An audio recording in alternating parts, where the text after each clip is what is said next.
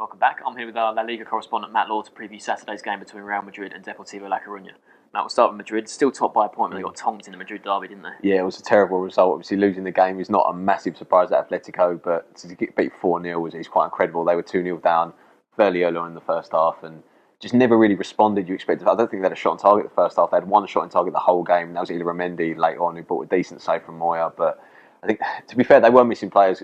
Three of their normal back four were out of action. Pepe was injured. Ramos injured, Marcelo was suspended, so it was a bit of a makeshift defence to say the least.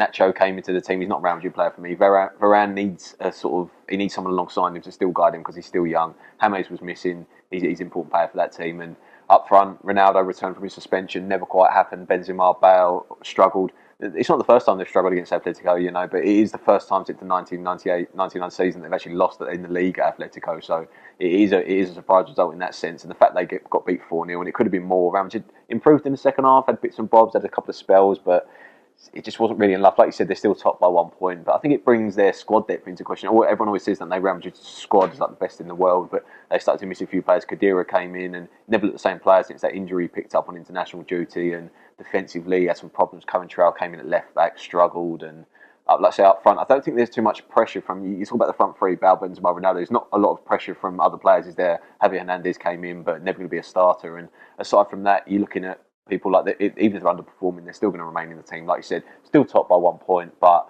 that result is obviously a massive blow to their confidence and makes this even more important. Obviously, Barcelona hot on the heels, only 2 points behind them on goal difference now, and they'll play a Deportivo side here in decent form, 2 wins in a row. Yeah, decent form. Yeah, like I say, early in the season they had their struggles. Last time out, beat Eibar 2-0. It was a good win. Like I say, 2 wins in a row, and they're one of the teams that they came up. They were struggling in and around the relegation zone, 16th, 17th start of the season, but up to 11th, they are only 6 points off the bottom three. Like I say, like we're talking about the Premier League, it's close to the bottom. It is that case in Liga as well. No one's sort of cut adrift.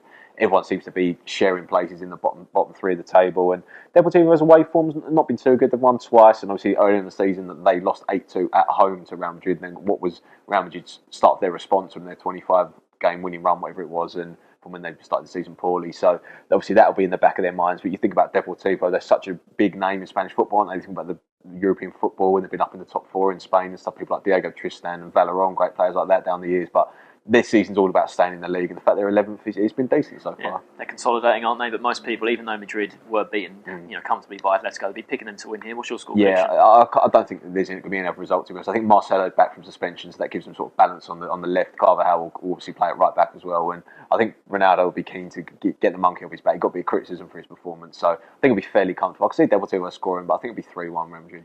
What's more, going for a 3-1 home win then?